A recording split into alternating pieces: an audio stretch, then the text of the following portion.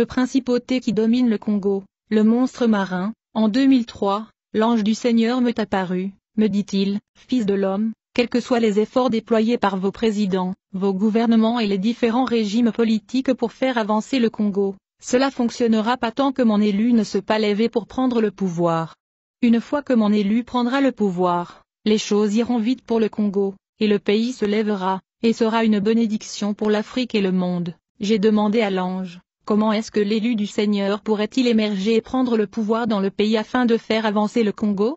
L'ange a déclaré, le Dieu d'Israël est celui qui commence et finit quelque chose. Ce que le Seigneur fera pour établir son élu au Congo va secouer le monde va trembler. L'ange me demanda de regarder autour de moi. Quand je regarde autour de moi à une distance relative, j'ai vu un pont, et puis j'ai vu un homme qui m'était apparu auparavant en Égypte et au Congo inférieur. La puissance de Dieu m'a rapproché de cet homme, qui s'est présenté à moi comme étant le prophète Simon Kimbangu. Certaines personnes adorent cet homme dans le pays, mais il n'est qu'un prophète. Il a été le premier serviteur de Jésus-Christ au Congo. Il avait reçu la visitation du Seigneur Jésus-Christ pendant sa vie, qui lui a révélé le destin prophétique du Congo. En effet, en 1943, lorsque le Seigneur apparut au prophète Simon, il lui dit, « J'ai choisi ton pays pour être Israël secondaire. Le salut vient de Juifs, mais le bien de l'humanité viendra de ton pays, dit le Seigneur au prophète. Votre pays a un rôle mondial à jouer à la fin des temps. Votre pays portera l'évangile au monde et la lumière aux nations.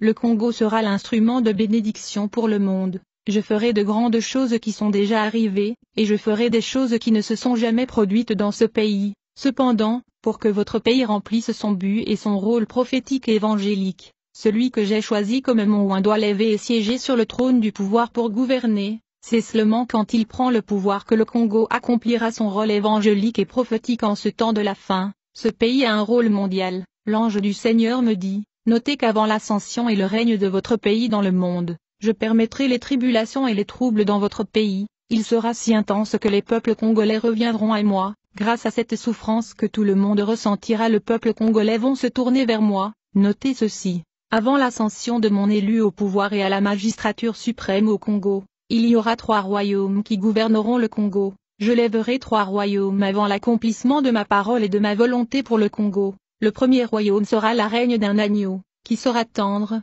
et il y aura la paix. Un homme au nom de Kassavubu gouvernera. Il sera un homme innocent. Après que l'agneau ait gouverné votre pays, le deuxième règne viendra et sera établi. Ceci sera la règne du léopard. Ce règne sera gouverné par un certain Mobutu. Il sera fort. Il durera et mettra fin à la guerre dans votre pays par tous les moyens à sa disposition. Mais il sera un voleur, et refusera de céder le pouvoir. Avant l'arrivée du troisième royaume qui est le royaume de Dieu au Congo, il y aura une période de transition, et pendant cette transition je serai en train de préparer mon élu, qui prendra le pouvoir et le Congo entrera dans mon plan et mon agenda. À l'approche de l'établissement de mon royaume au Congo, un lion prendra le pouvoir. Le lion viendra chasser le léopard. Mais la règne de ce lion ne durera pas, son fils un lionceau prendra le pouvoir. Sa mission sera de tuer et d'enterrer les morts. Après cette transition, mon élu se lèvera et réalisera ma volonté et mon royaume viendra au Congo. Le troisième royaume sera le royaume de Dieu. L'ange du Seigneur a déclaré que les dirigeants mondiaux et les dirigeants actuels auront de sérieux problèmes avec le Seigneur Dieu. Ils ont versé le sang du peuple à cause des minéraux que j'ai mis dans ce pays, et quiconque avait versé le sang de la population de ce pays à cause de minerais ou qu'il soit sur la terre rendra compte dans cette vie et dans la prochaine vie. Bien-aimés, un jour alors que nous étions en prière d'intercession, notre guide nous a donné un sujet de prière. En fait, il nous demandait de prier pour le Congo. Il nous a demandé de prier parce que le pays avait de gros problèmes. Il a dit que rien ne fonctionnait. C'est pourquoi nous devons prier pour que le Seigneur intervienne et améliore la situation du pays, car rien ne va bien dans le pays. Ce point de prière nous a été donné le matin du jour d'intercession. Le jour de la prière d'intercession de notre assemblée, je l'ai passé toujours en jeûne jusqu'à la fin de la prière du soir. Ce jour-là, je me reposais à midi, quand tout à coup le Seigneur me visita. Il me dit, « Ma fille, tout le jour, mon peuple au Congo ne cesse de me déranger par leurs prières à propos de votre pays. Mes enfants au Congo pleurent beaucoup devant mon trône au sujet de votre pays. Ils me dérangent constamment me demandant d'intervenir. Vous allez le dire de continuer à prier car j'entends leurs prières et leurs cris. Mais voici ce que je veux vous dire. Vous devez comprendre que le sort de Congo ne dépend pas seulement de moi, mais aussi de vous le Congolais. Alors ouvrez maintenant les yeux afin de voir pourquoi vous souffrez au Congo. quand j'ai regardé attentivement où le Seigneur me montrait. J'ai vu un monstre, un serpent, une bête géante qui contrôlait notre pays, a dit le Seigneur. C'est celui qui gouverne et domine votre pays depuis des décennies, vous le voyez aujourd'hui. Le monstre géant domine votre pays et il a établi son trône au centre de la capitale. Puis le Seigneur me dit, ma fille regarde et vois. J'ai regardé et j'étais dans l'épouvante. J'ai contemplé un énorme monstre de proportions mythologiques. Dans ma vie je n'ai jamais pensé qu'une bête aussi volumineuse et aussi énorme existait. Le serpent est aussi grand qu'un énorme monument, il était grand comme une gratte-ciel. Chaque fois que je vois le monument de l'échangeur je me souviens de cette bête. Il avait son nid au centre-ville et il regardait et contemplait toute la ville tout en remuant sa queue. Le mouvement de ce monstre était terrifiant et formidable. J'étais émerveillé et submergé par l'étonnement de voir ce monstre mythique. Le Seigneur me dit, ma fille, est-ce que tu vois ce qui se passe? Ouvrez les yeux pour tout voir, a dit le Seigneur. Observez la bête qui tourmente votre pays parce que tous les jours votre peuple me dérange et pleure sur la situation de votre pays dans la prière. Mais cette bête est le principauté qui domine et tourmente votre pays. Si vous souffrez c'est parce qu'il vous gouverne, et tant que ce principauté domine votre pays il n'y aura aucun moyen d'avancer. Tant qu'il gouverne ce pays, vous continuerez à pleurer. Alors que le Seigneur parlait, je contemplais la bête qui était vraiment grand comme un gratte-ciel et il était en train de contempler, surveiller et visualiser tous les quartiers de la ville et surveiller tout le monde dans la ville. Il contrôlait la ville, il s'assurait que personne n'était heureux dans cette ville. Le Seigneur me dit, vous avez vu la source de vos malheurs, celui qui vous tourmente. Alors que je suis revenu dans mon corps, j'ai été bouleversé et terrifié par cette expérience. Quand je me suis réveillé, je glorifiai le Seigneur pour avoir révélé ce mystère. Je saisis cette occasion pour appeler à la prière et au combat. Il faut se lever et vaincre ce monstre. À moins de vaincre cette principauté, le pays va tourner à rond. Dans les années 60 il y avait eu une guerre au Congo dans la région séparatiste de Katanga qui était alimentée par le sentiment ethnique et tribal. Le pays était en danger de dislocation et balkanisation. Pendant la guerre le président Mobutu avait prononcé un discours à la télévision, dans lequel il se disait prêt à signer un pacte avec le diable, pour empêcher la dislocation et la balkanisation du pays. La plupart des gens pensaient que le président ne faisait que parler, et n'était pas sérieux quand il parlait du pacte avec Satan. Cependant il était très sérieux. En effet, pour empêcher la balkanisation du Congo Mobutu a dû signer un pacte avec Lucifer pour assurer l'unité et la réunification du pays, et pour gagner la guerre contre le séparatiste. Ainsi le président Mobutu a signé un pacte avec le gouvernement mondial de Lucifer en Inde, ce qui a permis au gouvernement national de remporter la guerre et de réunir le pays. En revanche, le diable a pris le contrôle du pays et a déployé un principauté qui est le monstre marin résidant dans le fleuve Congo. De plus, 24 serpents démoniaques étaient déployés par Satan, ils sont venus de l'Inde, qui est au siège du gouvernement de Satan. Ces 24 démons serpents étaient déployés dans les 24 communes de la capitale. Dans la nuit des ministres nourrissaient ces monstres avec des sacrifices. Ces démons avaient provoqué l'effondrement social et économique du pays, et chacun de ces démons était supposé détruire les entreprises nationales du pays. En conséquence les toutes premières entreprises nationales sont tombées, commençant par l'Office national de transport. La deuxième entreprise à tomber était Air Zaïre, et la troisième était la compagnie minière le Jocamine. Le monstre principal qui était un principauté du Zaïre habitait dans le fleuve. Il y avait des sacrifices humains et des corps étaient jetés dans le fleuve Congo pour nourrir le monstre qui avait son trône dans le fleuve. Le président Mobutu était le représentant de la magie rouge en Afrique centrale. Il utilisait l'emblème des léopards qui était le totem du pays, et dans la magie rouge nous appelions ce léopard au nom de Zéinak. Ce monstre était le démon de l'économie et de la vie sociale. À chaque fois que le président Mobutu prononçait un discours dans le réunion publique, c'était à vrai dire le monstre Zéinak qui séjourne sous le fleuve prenait sa forme et faisait de discours à sa place, alors que lui-même se trouvait dans la rivière Gange en Inde. Le bâton que le président Mobutu tenait était un énorme serpent. À chaque fois qu'il soulevait ce bâton pour saluer la population, à vrai dire il soulevait ce serpent et dominait la masse à travers le serpent. Mobutu travaillait également avec le démon Mars de troubles politiques. Ce divinité détériorait la vie sociale de Congolais. Quand on regarde la vie sociale congolaise aujourd'hui c'est la désolation, c'est la catastrophe. Le monstre dans la profondeur du fleuve Congo est un démon politique et économique. Lorsque Mobutu a signé le pacte avec le diable afin d'empêcher la dislocation du pays pendant la guerre, ce principauté a pris le contrôle du Congo, et aussitôt que ce monstre marin avait pris contrôle de la nation congolaise,